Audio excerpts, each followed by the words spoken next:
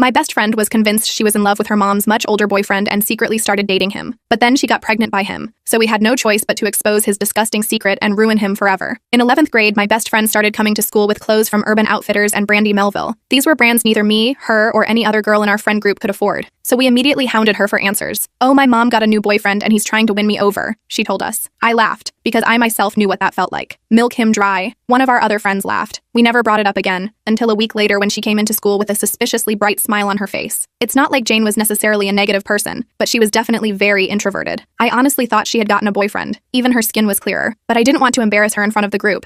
So after school, I lightheartedly asked if she was seeing someone. Her face automatically turned super red. "Please don't ask me that again," she said. Her tone was warning, cold, very unlike Jane. Over the next few days, I started to pay very close attention to her. And one day she had a Pandora charm bracelet, filled with the charms, badly hidden under her sleeve. Well, her family's income was around the same as mine, so it didn't make any sense. And a lot of our friends were getting into shoplifting, so I figured she was just doing the same. "So you're a little kleptomaniac now, huh?" I asked her one day while laughing. Her face went red like before, but instead of embarrassment, it was anger. "I told you to stop saying stuff like that to me," she said before getting up and walking away. When I got home, I noticed I had lost a follower on Instagram, and my instincts told me to check if it was Jane, and it was. And remember how I said me and Jane were best friends? Well, we were. We've worn each other's undies and borrowed each other's socks. One time when she came on holiday with my family, there was only one bathroom, so I showered while she brushed her teeth, and neither of us even felt uncomfortable. She was practically like my sister, so unfollowing me was a very big red flag, and it was clear she wasn't going to tell me the truth. So instead of being a normal patient friend, I showed up to her house with a plate of $3 cookies wrapped in tinfoil, and pretended like I had made them for her. A man I didn't recognize opened the door. He was in his boxers and nothing else. He didn't even look uncomfortable when he saw me. Behind him was Jane in a slinky bathrobe barely covering her body and messy makeup. My heart went cold, and she instantly ran into the bathroom. "Hey!" I yelled over enthusiastically, trying to compensate for the tension that had formed. "Just wanted to drop these off. Hope y'all enjoy." I then hopped in my car and drove as fast as I could around the corner. My best friend was being groomed. What are you even supposed to do in these situations? I could go to the police, but without Jane confessing, there would be no point. So I called our friend Emily. She was the only one I could trust who would see the situation as actually dangerous, instead of some juicy gossip. Plus, she was the type of friend who somehow always knew what to do. And this time was no different. She said we need to convince Jane that what is going on is very wrong, and she is being groomed. Well, at the end of the month, Emily was due to present a project in class about the dangers of the online world. She told me to trust her, and try to win Jane's trust back in the meantime. So I did. The next day at school, Jane was super tense, and I could tell she was waiting to see if I'd bring it up. After she realized I wasn't, she acted warm to me. It was like old times. From there, I noticed that she stopped trying to hide her ever-growing collection of bougie jewelry, that she started wearing a locket every day that had a photo inside. It felt like Emily's presentation couldn't have come soon enough. She started off with cyberbullying and sharing passwords, so I had no idea where it was going, until she got to online grooming. She dedicated an entire slide to older people finding younger people, sending them money, and pretending like they loved them in order to receive favors. It was perfect because not only did the entire class gasp in disgust, but the teacher even chimed in to say how unacceptable this behavior was. The entire time I watched Jane like a hawk. I saw her slowly become more uncomfortable,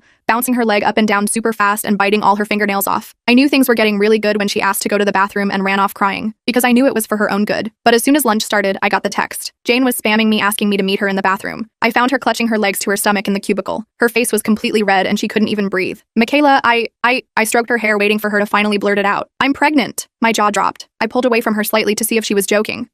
I couldn't even say the word stepdad, but she nodded anyway. I hugged her super tight and just reminded her that we were in this together. This made her loosen up a little. We stayed like that for what felt like forever, until her breathing finally steadied. I pulled some rough paper towels from the dispenser and helped her clean her face. The bell for 5th period rang, but neither of us moved. "How far along are you?" I asked gently, trying to keep my voice calm even though my heart was racing. 8 weeks, I think," she whispered, staring at the grimy bathroom floor. "I took 3 tests. They were all positive." "Does he know?" I asked, already dreading the answer. Jane nodded, fresh tears spilling down her cheeks. "He said it's my fault, that I trapped him." She laughed bitterly, like I wanted this. I took a deep breath. "Jane, we need to tell someone, a counselor or something." To my surprise, she nodded. "I know. I can't do this anymore, Michaela. Last night she pulled up her sleeve, revealing a dark bruise circling her wrist. He got mad when I said I wanted to keep it. My blood boiled, but I kept my face neutral. "Let's go to Ms. Reyes," I suggested, referring to the school counselor everyone liked. "Right now." Jane hesitated, then nodded. We walked to the counselor's office together, my arm around her shoulders. Ms. Reyes took one look at Jane's tear-stained face and immediately ushered us into her office, closing the door behind us. The counselor, Ms. Reyes, watched us with a gentle expression. "You're doing the right thing," I whispered to Jane. "I promise." Ms. Reyes cleared her throat. "Jane, I need to ask, are you in immediate danger? Should we contact the authorities?" Jane's body went rigid against mine. "No police," she said firmly. "Please, he'll know it was me who told." Ms. Reyes and I exchanged glances. I could see she was legally obligated to report certain things, but the fear in Jane's eyes was unmistakable. unmistakable. The shelter Emily found doesn't require police involvement right away, I explained quickly. They can help her figure out next steps safely. Ms. Reyes nodded slowly. I can drive you both there after school. In the meantime, Jane, you can stay here in my office. Jane clutched my hand so tightly her knuckles turned white. Don't leave me alone. I'll stay, I promised, looking at Ms. Reyes, who nodded her permission. I'll write you both excused absences for the day, she said, stepping out to give us privacy. Once alone, Jane collapsed into tears again. He's going to be so angry, Michaela. You don't understand what he's like when he's angry. The bruise around her eye had faded to a sickly yellow-green, hidden beneath a layer of concealer that was now streaking down her face with her tears. I wondered what other marks were hidden beneath her clothes. What happened to the baby, Jane? I asked gently. She stared at the floor, her shoulders hunched forward. I told him I was pregnant. He said I was trying to trap him. Her voice became hollow, barely above a whisper. He took me to some clinic 2 towns over, paid cash, used fake names, said if I ever told anyone he'd tell my mom I was a war. My blood boiled, but I kept my face neutral, swallowing the rage that threatened to spill out. Did you want to keep it? Jane shrugged helplessly. I don't know. I didn't get to decide anything. And the black eye? I threw up in his car afterward. He said I did it on purpose. We sat in silence for a while, Jane's head on my shoulder, her breathing gradually steadying. I texted Emily that we were in the counselor's office and about the plan to go to the shelter after school. Emily texted back immediately. I'm coming too. Don't leave without me. Around lunchtime, Ms. Reyes brought us sandwiches from the cafeteria. Jane barely touched hers, picking at the crust before setting it aside. The sandwich sat there on the desk, just a single bite taken out of it. I remembered how Jane used to eat everything in sight. She'd always finish my leftovers and joke about having a bottomless pit for a stomach. Now she looked like she'd lost at least 15 pounds since the beginning of the school year. What if my mom reports me missing? She asked suddenly. The shelter will help with that, I assured her, though I wasn't entirely sure how it worked. They deal with situations like this all the time. Jane nodded, but I could see she was spiraling through worst-case scenarios in her head. She kept checking her phone, which buzzed occasionally with texts she wouldn't let me see. Is that him? I asked after the third notification made her flinch. Jane nodded, her fingers trembling as she silenced her phone. He thinks I'm at school. If I don't answer soon, he might show up here. My stomach dropped like a stone. Then let's leave now. We don't have to wait until after school. I texted Emily, who replied she'd meet us at the counselor's car in 5 minutes. Ms. Reyes agreed to take us immediately when I explained our concerns. As we walked through the empty hallways toward the staff parking lot, Jane suddenly stopped, her hand flying to her neck. My locket, she whispered, touching her bare neck. I left it in my locker. I need to get it. Jane, we should go now. I need it, she insisted, her eyes wild with panic. Please, Michaela. It'll only take a second. Against my better judgment, I agreed. We detoured to her locker, where Jane quickly spun the combination and retrieved the gold locket. Instead of putting it on, she dropped it into an empty soda can from a nearby trash bin. I don't want it anymore, she said quietly, but I don't want him to have it either. We met Emily and Ms. Reyes at the car. The drive to the shelter took about 20 minutes, during which Jane grew increasingly anxious, picking at her cuticles until one started bleeding. I handed her a tissue from my backpack, and she wrapped it around her finger without even looking at it. Through the car window, I watched the neighborhoods change, from our familiar suburb to an area with more apartment buildings and small businesses. Ms. Reyes drove carefully, checking her rearview mirror often to make sure we weren't being followed. The women's shelter was a nondescript building with security cameras and a buzzer system at the entrance. Nothing on the outside indicated what it was. It looked like any other office building, with plain beige walls and a small parking lot. Ms. Reyes spoke into the intercom, and we were buzzed in. Inside, a woman named Tara greeted us. She had kind eyes and a no-nonsense demeanor that somehow put me at ease. She took Jane to a private room to talk, while Emily, Ms. Reyes, and I waited in a small lounge area with worn but clean furniture. Will she be safe here? I asked Ms. Reyes, twisting the hem of my shirt between my fingers. Yes, she assured me. This place has excellent security protocols. Emily pulled out her notebook, flipping to a page filled with her neat handwriting. I brought all my documentation, everything I've collected about Kevin, dates, the Instagram posts, everything. Ms. Reyes looked impressed. That will be very helpful, Emily. I glanced around the waiting room, taking in the posters about domestic violence and safety planning. There were pamphlets in multiple languages stacked on a small table, and a children's play area in one corner with worn but clean toys. A bulletin board on one wall had success stories pinned to it, anonymous notes from women who had rebuilt their lives after leaving abusive situations. I wondered if Jane would someday write her own note for that board. After about an hour, Tara came back without Jane. She's getting settled in a room, she explained. She's agreed to stay with us for now. Can we visit her? I asked, already missing my friend. Not for the first 72 hours, Tara said gently. It's protocol for high-risk situations. She needs time to decompress without outside influence. My heart sank, but I understood. Can she at least text us? She can use our shelter phone to call you at designated times, Tara explained. No personal devices allowed initially. It's for everyone's safety. Kevin likely has tracking software on her phone. We left our contact information and reluctantly prepared to leave. Before we did, Tara allowed us a quick goodbye. Jane was sitting on a twin bed in a small but clean room, looking both terrified and relieved. The room was simple, just the bed, a small dresser, and a desk with a chair. A window looked out onto a small courtyard, but the blinds were partially drawn for privacy. I'm so proud of you, I told her, hugging her tight. Thank you for not giving up on me, she whispered, her breath warm against my ear. The drive back to school was quiet. Ms. Reyes dropped Emily and me off with excused absence notes for our missed classes. What happens now? Emily asked as we walked to our lockers. We wait, I guess, I said, feeling strangely hollow. After weeks of worrying and planning, Jane was finally somewhere safe, but the situation was far from resolved. That evening, my phone rang with an unfamiliar number. It was Jane calling from the shelter phone. "How are you?" I asked, curling up on my bed. "Scared," she admitted, "but they're really nice here. There's another girl my age, too." "Has your mom called you?" Jane sighed. "Yeah, I told her I'm staying with you for a few days. She bought it. She's working doubles this week anyway." "And him? He's called like 20 times, Jane said, her voice shaking. "The shelter people say I shouldn't answer. They're helping me figure out what to do next. They found out he had installed tracking apps on my phone. That's how he always knew where I was." After we hung up, I tried to focus on homework but couldn't concentrate. My math textbook sat open on my desk, but the equations blurred together as my mind kept drifting back to Jane. I wondered what she was doing right now, if she was scared in that strange place, if she was regretting her decision to leave. I checked my phone every few minutes, even though I knew she wouldn't be calling again tonight. Around 10 p.m., my phone rang again. Jane's mom. "Michaela, is Jane really staying with you?" Mrs. Walker asked, her voice tight with suspicion. My heart raced. "Yes, Mrs. Walker. We're working on a big project together." The lie tasted bitter in my mouth. "That's funny,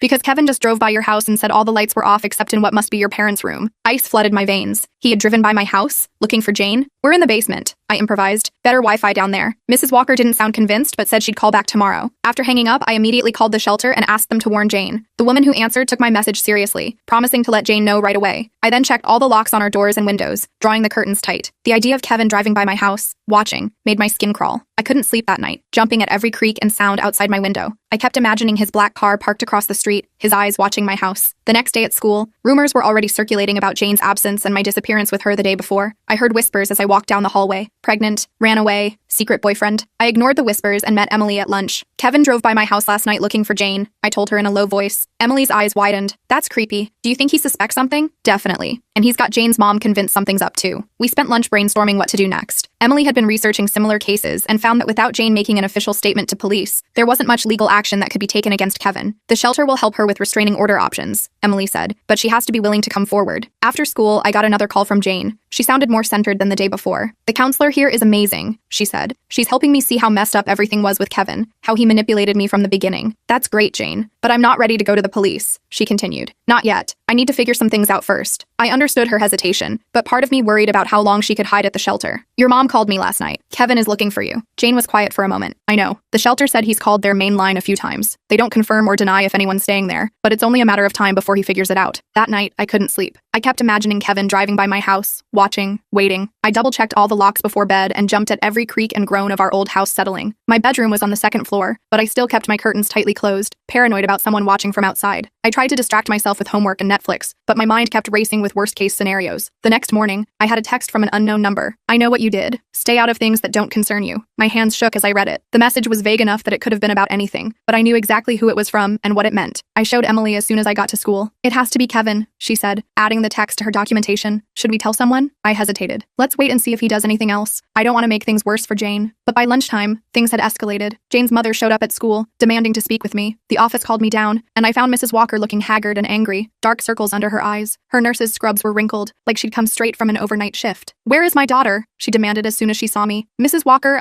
don't lie to me," she snapped. "Kevin told me everything, about how you've been filling Jane's head with lies, trying to turn her against us." My mouth fell open. "What?" "He showed me the messages," she continued. "Jane told him how you've been jealous of their relationship, how you've been making up stories about him." My mind raced. What messages? Jane would never say those things. Then it hit me. Kevin must have access to Jane's accounts. The shelter had found tracking apps on her phone. What else might he have installed? "Mrs. Walker, that's not true," I said carefully. "Kevin is not who you think he is." Her eyes narrowed. "Kevin has been nothing but supportive of our family. He's the only father figure Jane has ever known." I bit back what I really wanted to say. "Have you talked to Jane yourself? Not through Kevin, but directly?" A flicker of doubt crossed her face. "She texted me she's fine and needs space." "From her own phone?" Mrs. Walker hesitated. "Well, from her number." I took a deep breath. "Mrs. Walker, I think you should try to talk to Jane directly. That's all I'm saying." She left looking troubled, which I counted as a small victory. I immediately called the shelter to warn them about Kevin's escalation and his apparent access to Jane's accounts. That afternoon, Emily and I went to the local police station to ask hypothetically what could be done in a situation like Jane's. The station was small, with fluorescent lighting and the smell of coffee permeating everything. The officer at the front desk initially seemed bored, but perked up when we mentioned our hypothetical situation involved a minor. The officer we spoke with, a woman named Detective Morales, listened carefully. She had kind eyes but a serious expression, taking notes as we explained the situation without using names. "Without the victim coming forward, our hands are tied," she explained. "But if you have evidence of a crime, we can investigate." Emily mentioned the Instagram posts and the threatening text I'd received. Detective Morales gave us her card. "If your friend decides to come forward, or if you feel you're in danger, call me directly." A week passed. Jane called daily from the shelter, sounding stronger each time. She was working with counselors and legal advocates, preparing for whatever came next. Her mother had finally reached her directly and was beginning to piece together the truth, though Jane hadn't told her everything yet. I kept going to school, trying to focus on classes and homework, but my mind was constantly on Jane and whether she was safe. Then one morning, I arrived at school to find Kevin waiting in the parking lot, leaning against his expensive black car. My stomach dropped, but I kept walking, head down, hoping he wouldn't recognize me. I considered turning around, but there were other students around, and I thought I'd be safer in a crowd. "Michaela, right?" he called out, his voice friendly. "Jane's friend?" I stopped, heart pounding. Up close, I could see what Jane might have found attractive. He was handsome in a polished way, with an easy smile that didn't reach his cold eyes. He wore an expensive-looking watch and designer clothes, looking completely out of place in our school parking lot. "Jane's been going through a tough time," he said conversationally, as if we were old acquaintances. "Her mother and I are really worried about her. I haven't seen her," I lied, gripping my backpack strap so tightly my fingers hurt. "That's strange, because her mother said she was staying with you." His smile remained fixed, but his eyes hardened. "You wouldn't lie to a concerned parent, would you?" "I have to get to class," I said, trying to move past him. He stepped into my path, his cologne overwhelming me. "I know you think you're helping her, but you're not. Jane has issues, delusions. She's made accusations before." My skin crawled. "I really have to go. Just tell her to call me," he said, finally stepping aside. "Tell her I forgive her. We can work this out." I practically ran into the building, texting Emily as I went. She met me by my locker, face pale. "He was waiting for you?" she whispered. "That's intimidation. We should call that detective." I nodded, still shaking. "He's trying to gaslight me, make me think Jane is the problem." During lunch, we called Detective Morales and reported the encounter. She took it seriously, but reminded us that without Jane filing a report,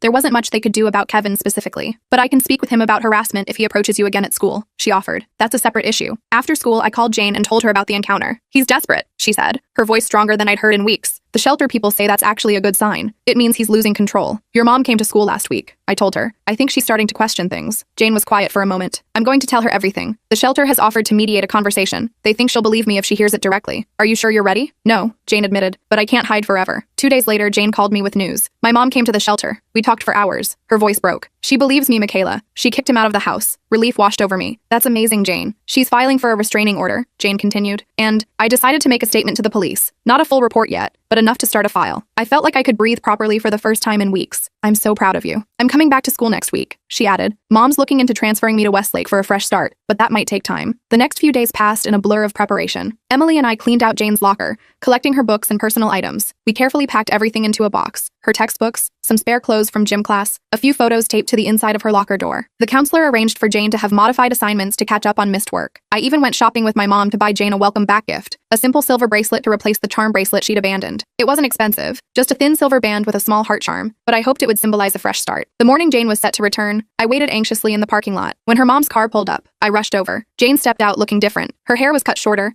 and she wore a simple t-shirt and jeans instead of the flashy clothes Kevin had bought her. The locket and charm bracelet were gone. She hugged me tight. "Thank you," she whispered, "for everything." The day wasn't easy. People stared and whispered. A few insensitive classmates asked where she'd been, if the rumors about her being pregnant were true. Emily and I flanked her like bodyguards, shutting down questions and creating a buffer between Jane and the rest of the school. At lunch, Jane seemed overwhelmed by the cafeteria noise, so we ate outside instead. The spring air was warm, and we found a quiet spot under a tree away from the main lunch area. "Kevin keeps texting my mom," she said quietly. "The number is blocked, but he creates new ones. The police said it's not enough to violate the temporary restraining order since he's not directly contacting me, and the texts aren't explicitly threatening. Has he tried to contact you?" Emily asked. Jane shook her head. "Not directly, but I'm scared to go home sometimes. What if he's waiting?" "Your mom changed the locks, right?" I asked. "Yeah, and we got a security camera for the front door," Jane confirmed. But still, I understood her fear. I'd been jumping at shadows myself since Kevin approached me in the parking lot. That afternoon, as we walked to the parking lot after school, Jane suddenly froze. "That's his car," she whispered, pointing to a black sedan idling near the exit. I immediately pulled her back toward the building. "Let's go to the office. We'll call your mom and the police." We reported the sighting to the school security officer, who went to check it out, but the car was already gone. Jane was shaking so badly that the nurse suggested she lie down until her mother could pick her up. "He's not going to stop," Jane said, tears streaming down her face. "He'll keep finding ways to get to me." I held her hand tightly. "We won't let him." Jane's mother arrived looking frantic. She hugged Jane fiercely before turning to me. "Thank you for watching out for her, Michaela. Always," I promised. That night, I got a call from Jane around midnight. "He was outside our house," she whispered, "just sitting in his car, watching. Mom called the police, but he left before they arrived." "Did they take a report?" "Yes, but they said it's still not technically violating the restraining order since he stayed on public property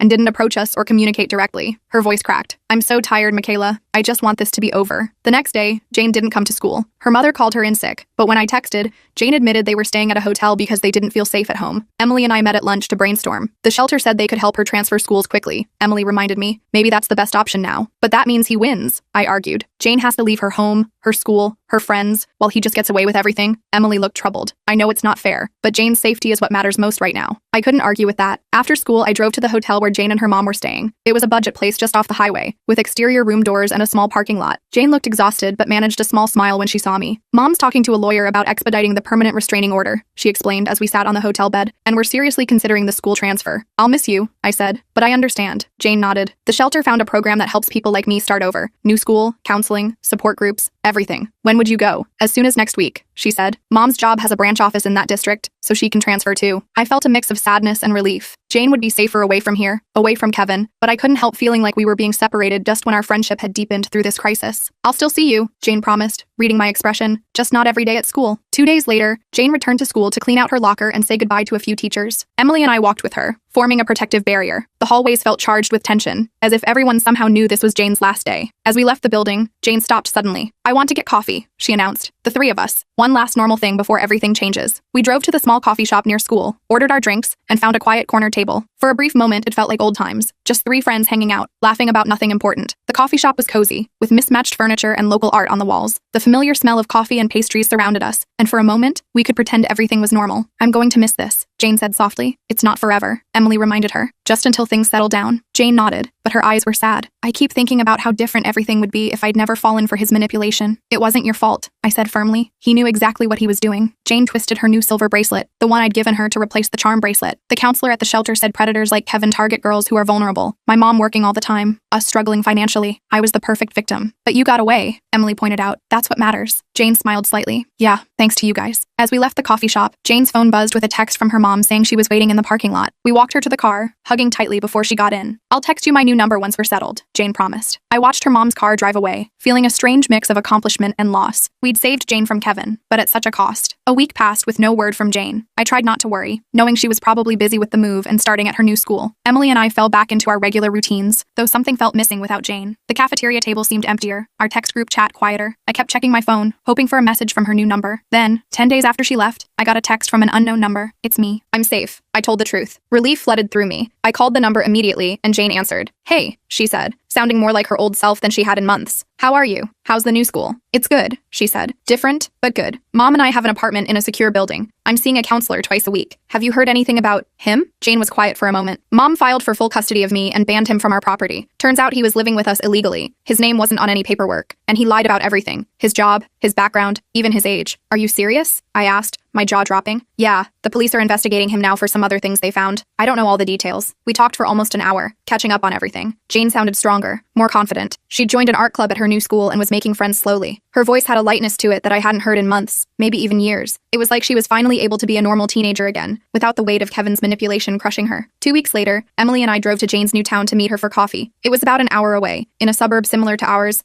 but with newer buildings and wider streets. Jane was waiting for us at a small cafe, waving excitedly when she saw us. The difference in her was striking. Her eyes were clear and bright, her smile genuine. The expensive clothes and jewelry were gone, replaced by simple jeans and a sweater that actually looked comfortable. She looked healthy again, her face had filled out, and her skin had a natural glow. I have news, she said after we ordered our drinks. Kevin's been arrested. Emily and I exchanged shocked glances. For what? I asked. Apparently I wasn't the first, Jane said quietly. When I finally made my full statement to the police, they connected him to 2 other cases in different counties. Girls like me. I reached across the table and squeezed her hand. I'm so sorry, Jane. She squeezed back. Don't be. It means he can't hurt anyone else now. As we sipped our coffee, Jane told us about her new life, her classes, her therapist, the support group she joined for survivors of grooming and exploitation. She was healing, one day at a time. Her eyes lit up as she talked about her art projects and the new friends she was making. It was like watching a flower that had been kept in the dark finally getting sunlight. What about the locket? Emily asked. The one you used to wear every day? Jane smiled. I left it behind, along with everything else he gave me. She touched the simple silver bracelet on her wrist, the one I'd given her. This is the only jewelry I need now. When it was time to leave, we hugged tightly in the parking lot, promising to meet again soon. Jane looked so different from the scared, broken girl we'd helped escape just weeks ago. She stood taller, smiled easier, laughed more freely. The shadows under her eyes were gone, replaced by a quiet confidence. As Emily and I drove home, I thought about how far Jane had come, from the girl trembling in a bathroom stall to the stronger, more self-aware young woman we'd just had coffee with. We did good, Emily said, as if reading my thoughts. Yeah, I agreed. We did. That night I got one more text from Jane. Thank you for not giving up on me when I gave up on myself. Love you both. I smiled, typing back. Always. That's what real friends do.